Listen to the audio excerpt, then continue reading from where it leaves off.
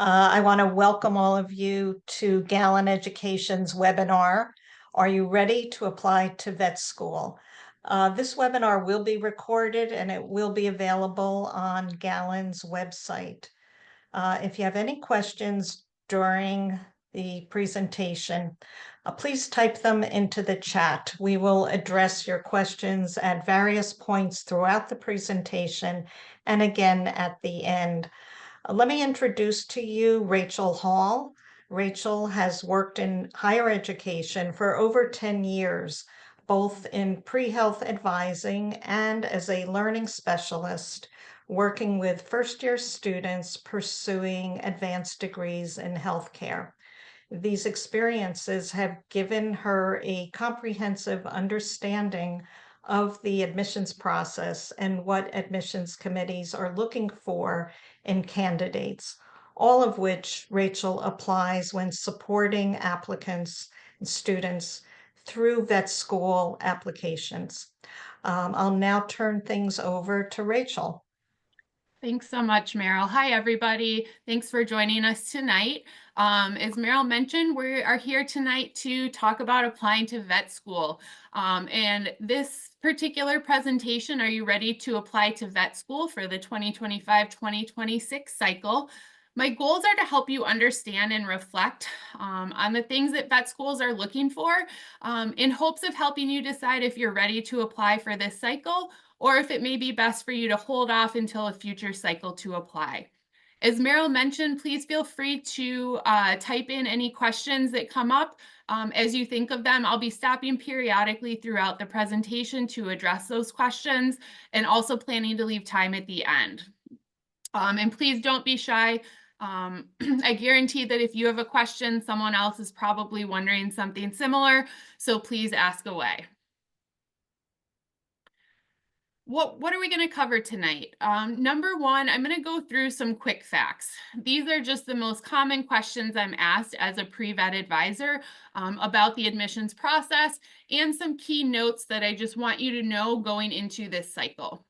I'm going to give you a timeline and application overview so you have an understanding of what this is going to look like if you decide to move forward with the application this cycle. What is the timeline? What is the application like?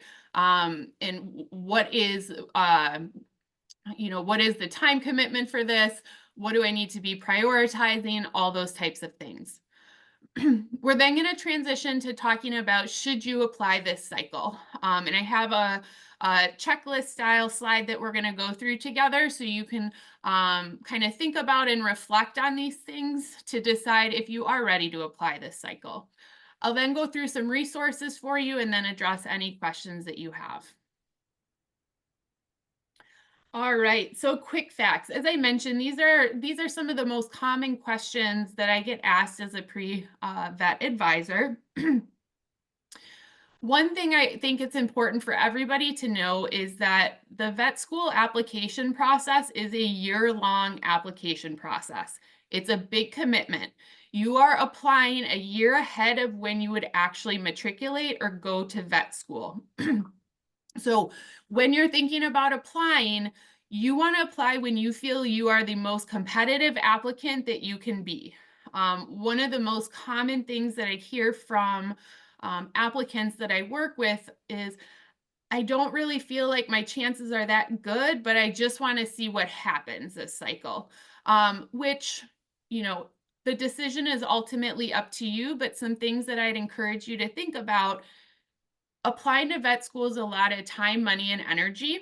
And you can absolutely reapply if you don't get in that cycle. However, you have to be a different applicant next time. You have to show growth. You have to improve on things, weak spots in your application. And that can be really hard to do if you're applying in back-to-back cycles. So I really encourage applicants to hold off on applying until they feel like they are the most competitive. If you have a weak area in your application, think about things you can do to make that stronger before you apply. Also, please know that gap years, meaning taking time between undergrad and starting vet school, are okay and often encouraged. We often tend to see that applicants who have taken one or more gap years tend to have higher success rates with admissions. Um, and if we think about this, applicants who have taken a gap year likely have more experience, kind of more both vet experience, life experience, more to write about in their essays. There's a maturity component. So all of these things are considered, and please know that gap years are absolutely okay and often encouraged if you don't feel ready or you don't feel like you're the most competitive applicant with where you're at right now. GPAs, this is probably something that most applicants tend to focus on and ask about. The things to know about GPAs, they're not only looking at your cumulative or overall GPA.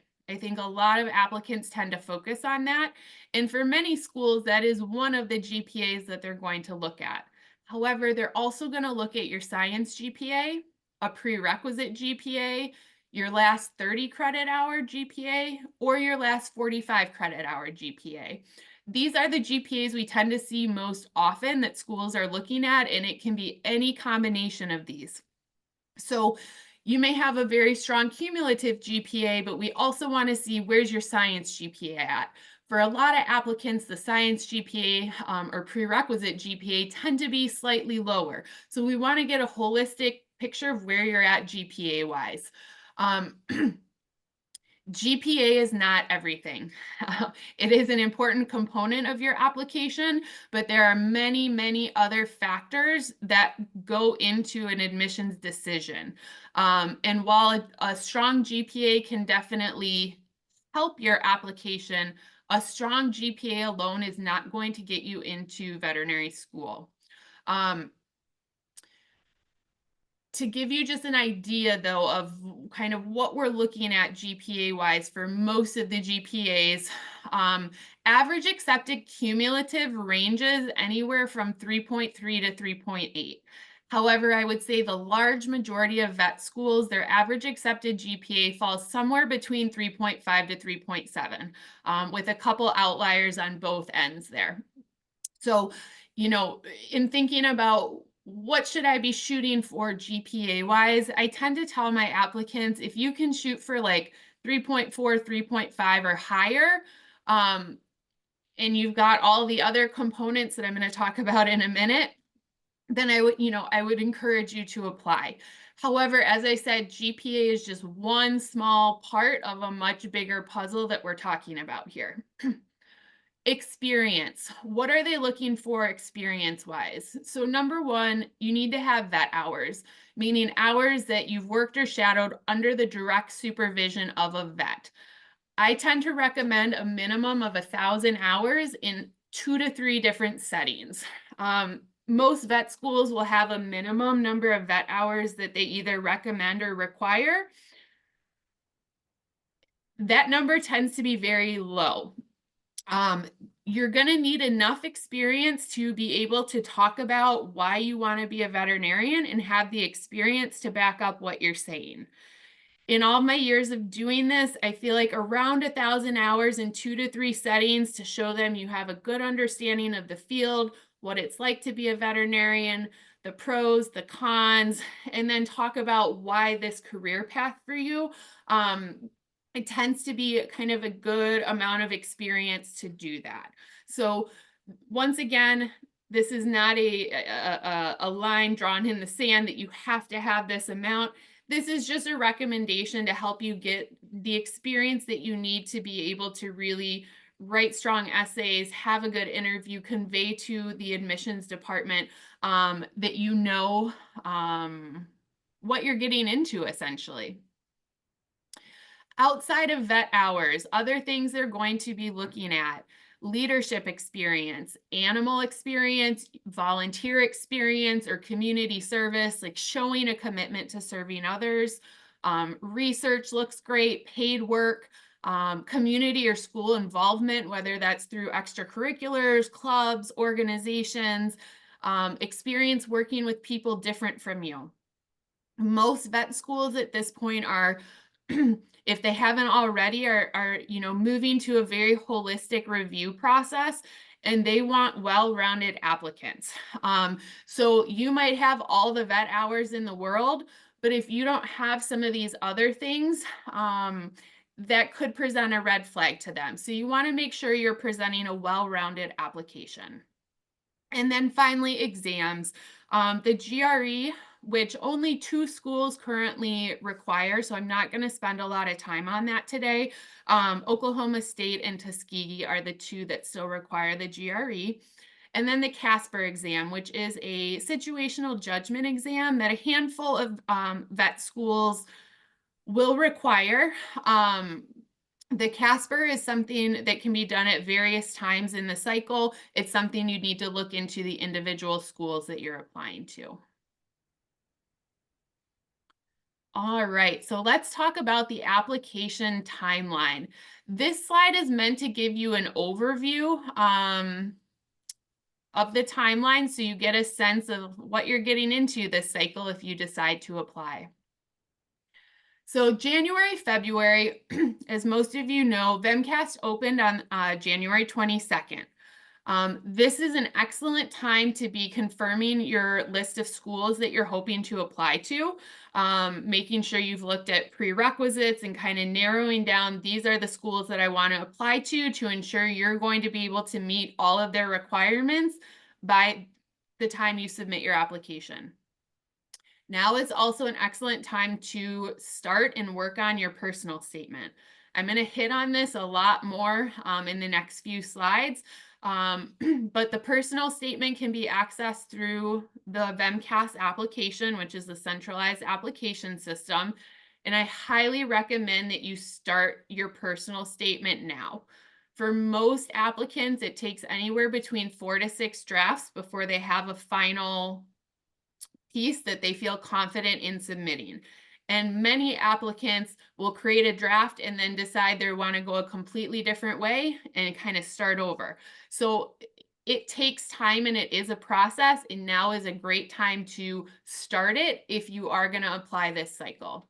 And then finally, confirming any GRE, Casper assessment requirements for the schools that you're applying to so you can plan appropriately to make sure those are done. In May, the last section of VEMCAS, which is the program materials or the school-specific information, will open this cycle on May 8th. At that point, you can add schools that you want to apply to your application and complete their school-specific essays and information. So the 3 sections of VEMCAS that opened in January, which I will show you on the next slide, you can be working towards all of those, and those sections go to all schools you're applying to. In May, when the program material section opens, you select the schools you want to apply to and you complete their school-specific materials. This is also a great time to request your transcripts and do your transcript entry, which can be a very tedious process. In August, I recommend applicants submit early August and not wait until the final deadline. When you submit your application, it does not go right to the schools. It goes through a verification process with VEMCAS before it is then sent over to the schools. That verification process can take anywhere from, a couple days to a couple weeks, depending on how busy they are and where we're at in the cycle. So I highly recommend not waiting until the final deadline in September to submit your application and to submit in early August. By submitting in early August, it also gives you time to address anything that may come up. And then finally, the last part of our cycle, October through April, that's where we tend to see interviews, decisions come out. If you are holding multiple acceptances, you have to commit mid-April. This is then when we tend to see the wait list start moving and additional decisions come out. All right, so that was kind of a big picture overview, and now we're going to zoom in on kind of these different timelines here. So January, February of your application year, research the schools that you want to apply to, and I cannot stress this enough. You have to know these schools well. If you're not familiar with the Veterinary Medical School Admissions Requirement, or sometimes called the VEMSAR website, highly recommend that you start looking into it. It's basically a database of the of vet schools where you can see average accepted GPAs, their mission statement, their vision statement, how many out of in-state versus out-of-state students that they tend to accept, you know, what their prerequisites are, what their application process is. There's so much information, and I highly recommend that as a prime tool to use in your point of in the point of the cycle where you're researching your schools and deciding where you want to apply to. Confirm your prerequisites and the timeline to complete those. And I can't stress this enough. I've had some undergraduate applicants who realized that their undergraduate institution only offers a particular like upper level science class in fall semesters, and they needed it in spring semesters. So confirming the prereqs that you need and what your timeline is to complete those. Most schools will allow you to apply with a couple outstanding prerequisites. An exception to that is Michigan State. For that one, you have to have all of your prerequisites completed at the time of application. But these are some of the intricacies that you want to know by using the VEMSAR, the school websites, to make sure you're knowledgeable about what each school requires.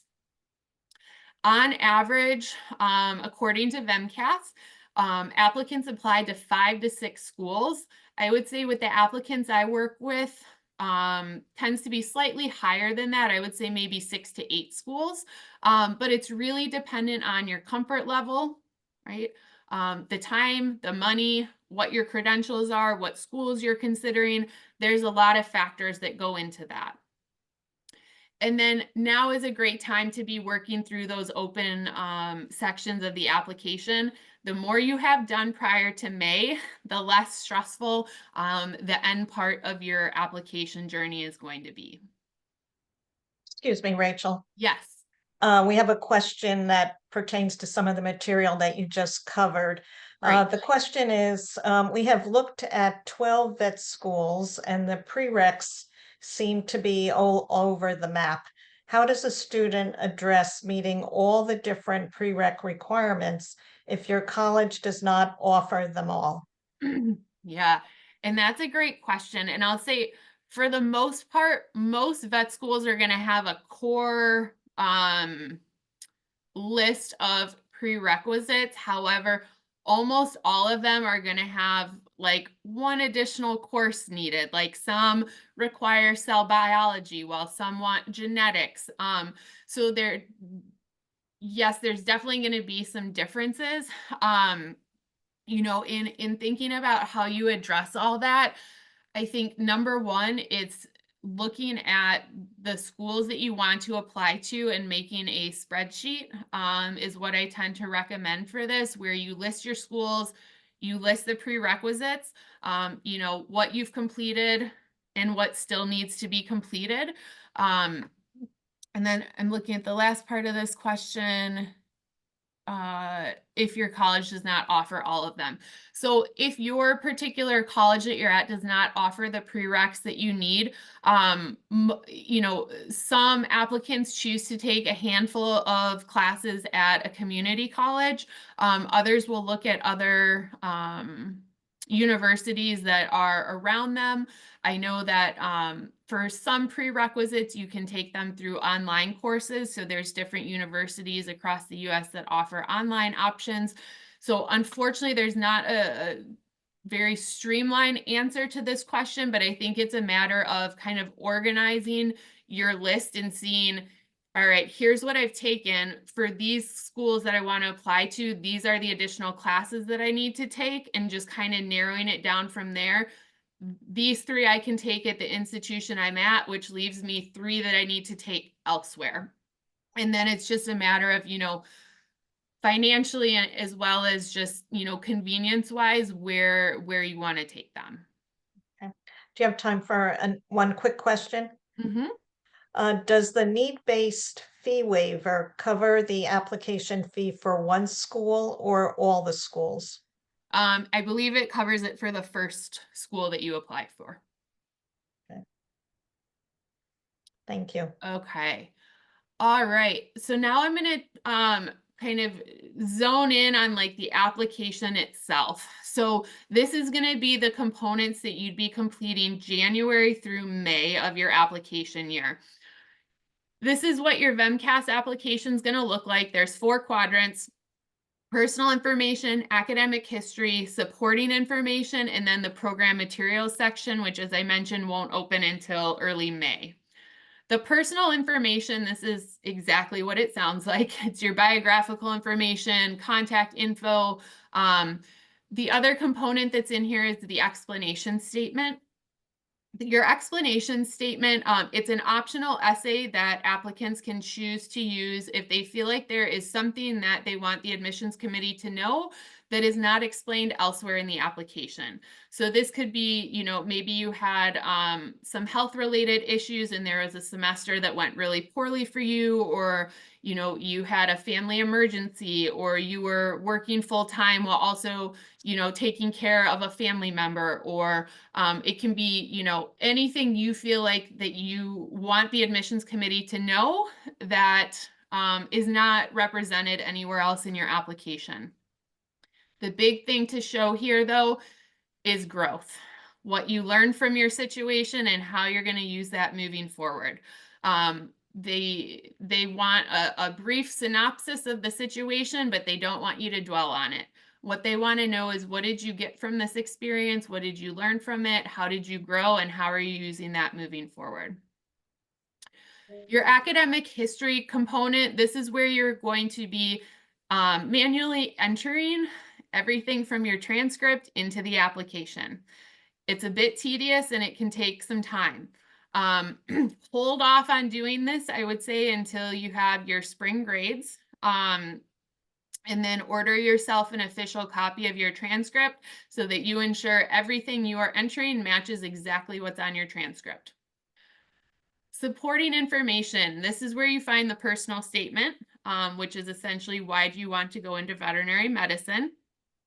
As I mentioned, start the personal statement early.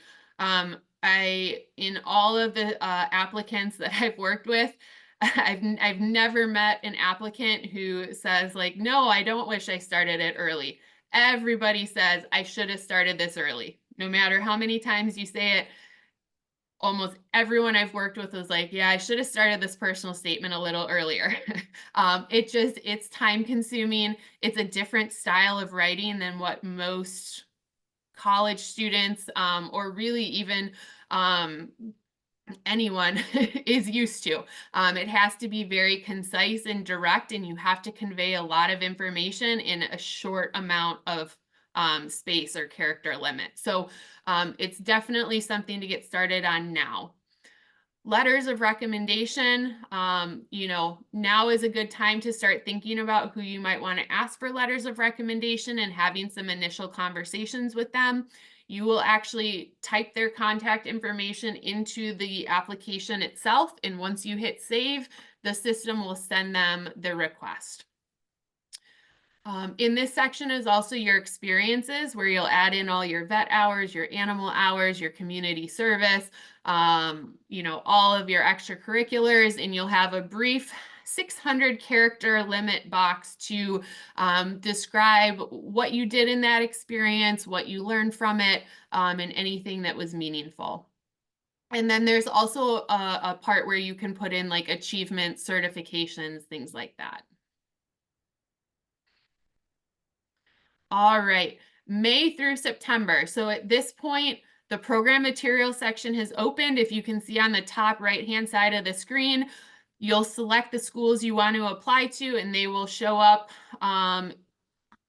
in your application. Once you click on one of them, it opens up, and you can see that's the bottom there where you have the home, where it gives you information about the program, questions, which is where their additional essays are, and then some have like a prerequisite matching that you have to do. When this opens in May, I would start it. Most schools, I would say you can expect to have anywhere between 3 to 5 additional essays that you're going to need to write that are more school specific. So starting those when it opens, once again, It's a lot of writing. It's a process. The earlier you start, I think the less stressed you're going to feel about it. And then just know a handful of schools also have an additional supplemental application on their website.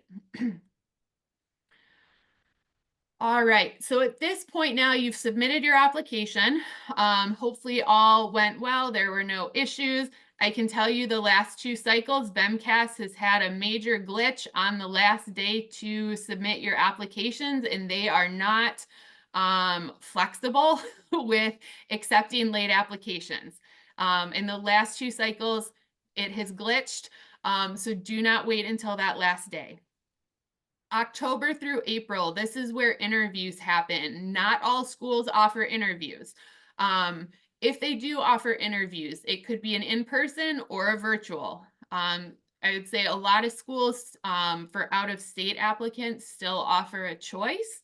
However, there are some that have committed back to completely in-person interviews or completely virtual. You may get a traditional style interview, which are, more of the traditional questions around your application, why vet med, or there's also quite a few vet schools that use the MMI, the multiple mini interview, which tends to be more scenario based, and they want to see how you would handle different scenarios, your ability to think on your feet, kind of some of those more umbrella skills. No, here at Galin, we do offer mock interviews, and I think mock interviews are one of the best ways to prepare for your actual interview. Decisions come out on a rolling basis, October through April. And then in April, hopefully, if you're holding multiple acceptances, you have to commit. Wait list usually starts moving April through August. Once that April date where you have to commit comes and goes, then we tend to see waitlists move a lot more. You could receive a decision up until the day before classes start, which I realize is not ideal, but it has happened. And schools vary widely in how they handle waitlists and what information they'll share. If you're not accepted, I would highly recommend that you request a file review.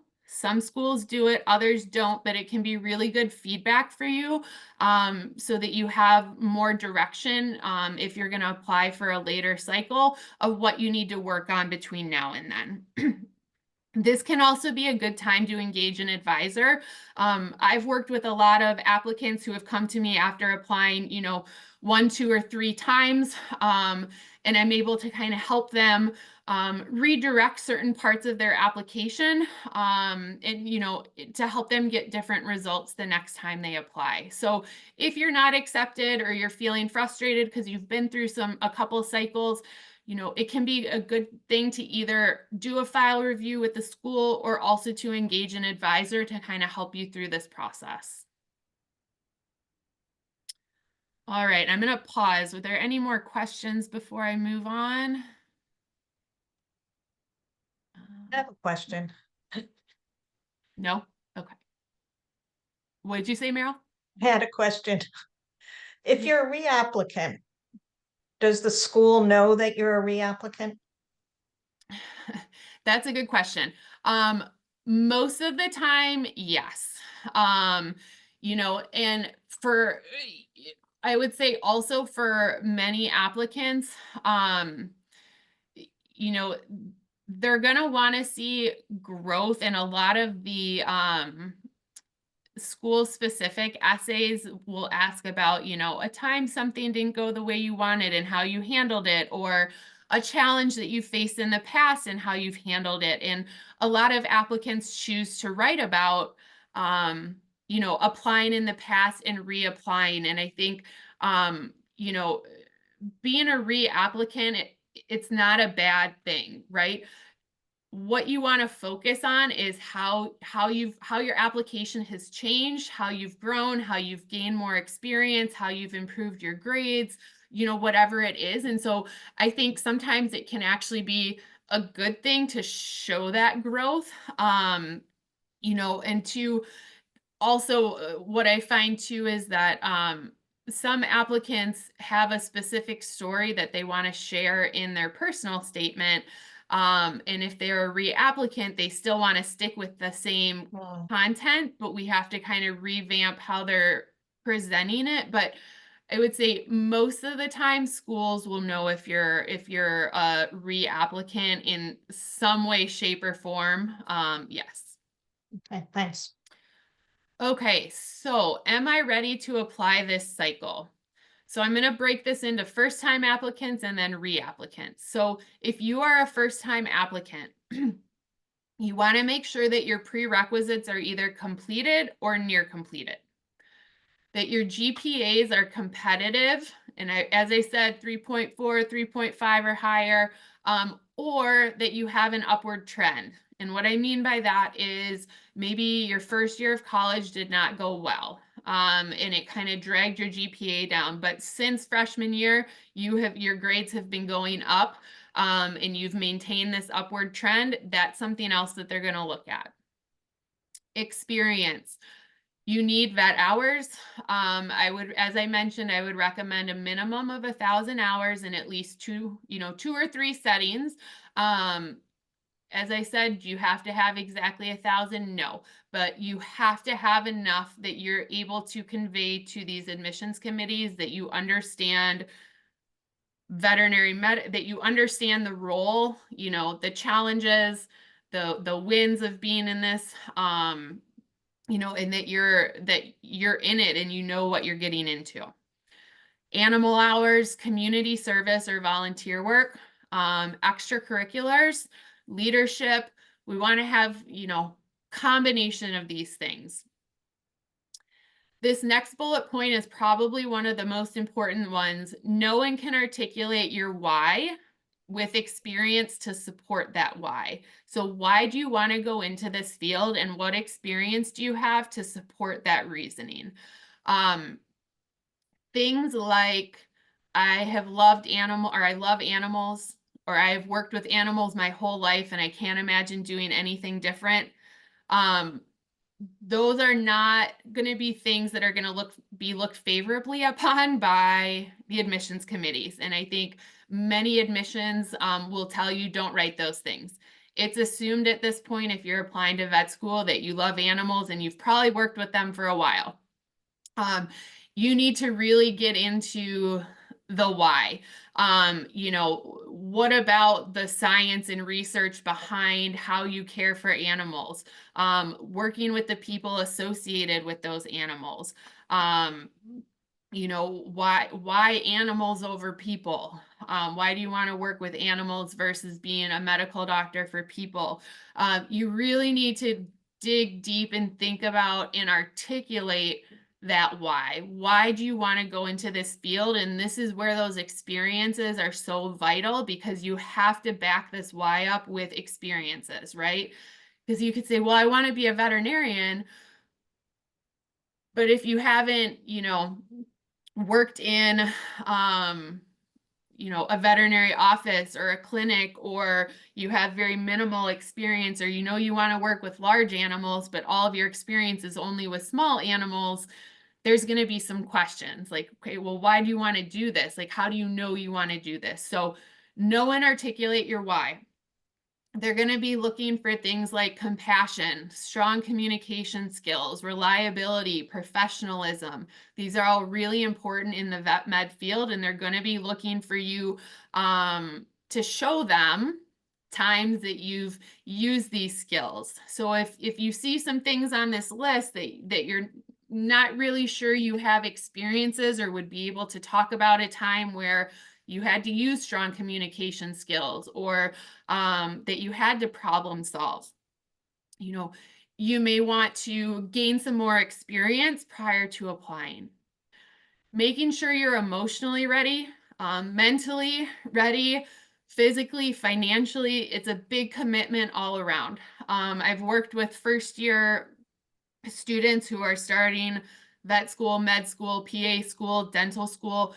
That first year, that first semester can be really challenging in all of these different ways.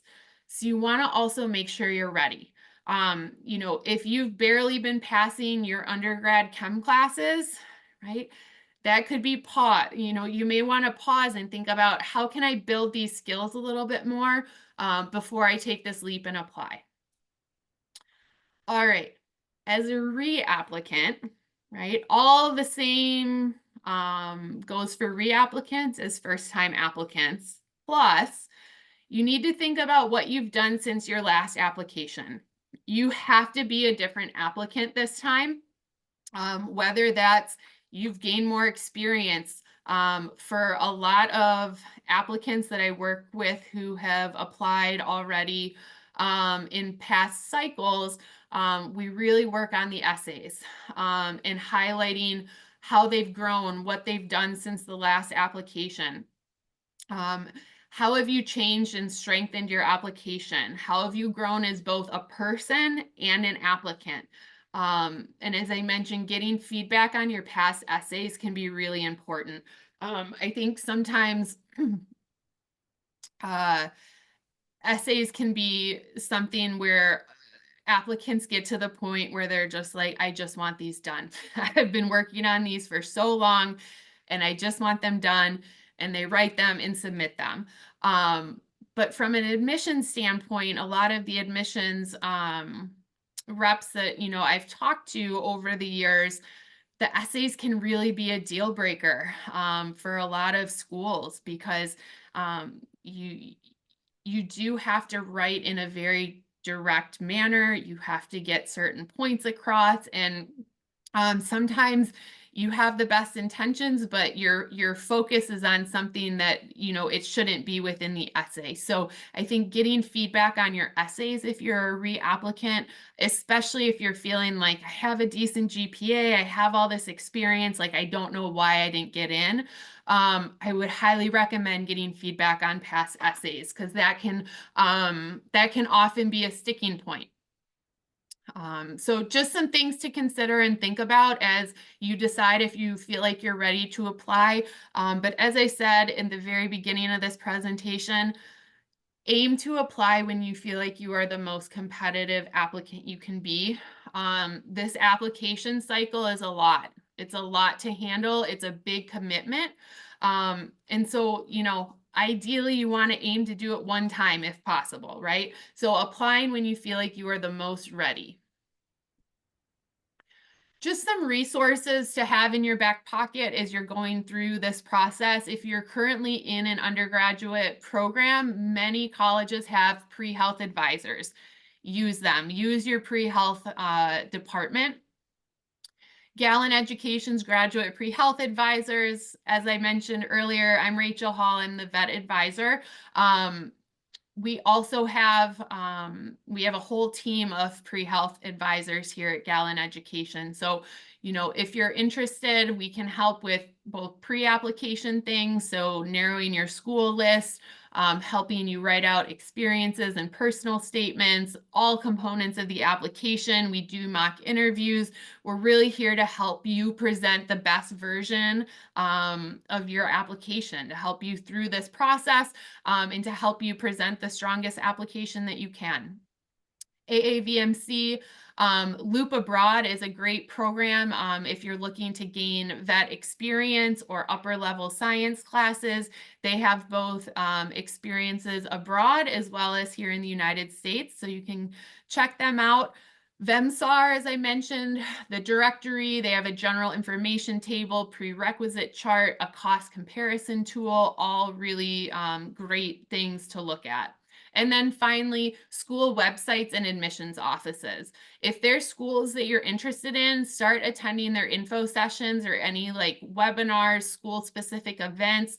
They are a wealth of information for their school specifically, and they have a lot of insight. So I would highly recommend starting to engage in those things as well. All right, so I'm going to leave some time for questions, but know that if you felt like this presentation was helpful or you're specifically looking for help on your personal situation or application, please feel free to reach out to us at Galin to schedule your free 30-minute applicant assessment. You can email info@galined.com, or you can reach out to me directly, and we can schedule a free 30-minute applicant assessment where we can kind of discuss where you're at with things and your readiness to apply. And with that, I'm just going to open it up for any questions. Feel free to type them into the chat, and I can kind of address them as they pop through. Okay, I'm sure this was covered as in class. Okay. Average amount of vet schools you see people applying to. Good question. So according to VEMCAS, it's 5 to 6. I tend to, applicants that I work with, I tend to see more like, I would say 6 to 8, sometimes even up to 10. But it depends on a lot of different factors. I would say it depends on your specific credentials. So, and you as an applicant, like where's your GPA at? What does your experience look like? What have you done outside of the vet world? What are your essays looking like? So seeing kind of where you're at as an applicant and kind of your confidence level, the schools that you want to apply to, cost, time, energy, all of those things. So straightforward answer, I would say really anywhere between 5 to 10 schools, but it really depends on quite a few factors and what you as an applicant are comfortable with. I have another question. Mm-hmm. What would be your advice for a student that has a low GPA? I think it depends on what we're defining as a low GPA. Let's say 3.2, 3.3. Yeah, 3.2 or 3.3. So I think number one, it would be to look at everything else that the applicant has that they're going to be submitting. So what does their experience look like? What does their vet experience look like? What is their like leadership, volunteer, community service, all of that.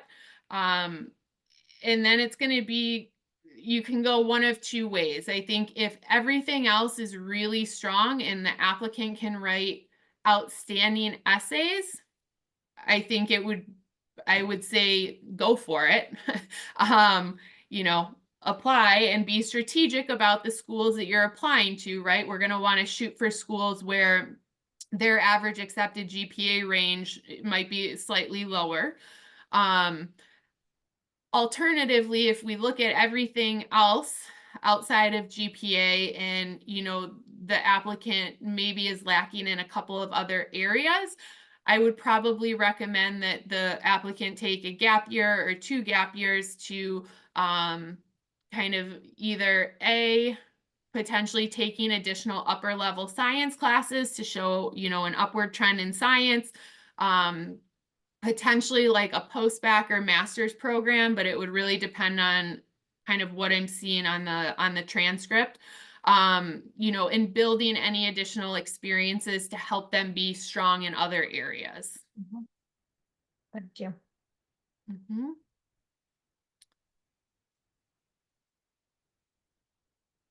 Any other questions?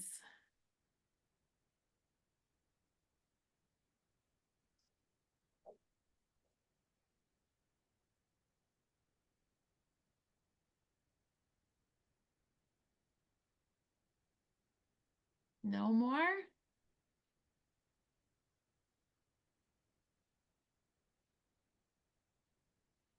All right.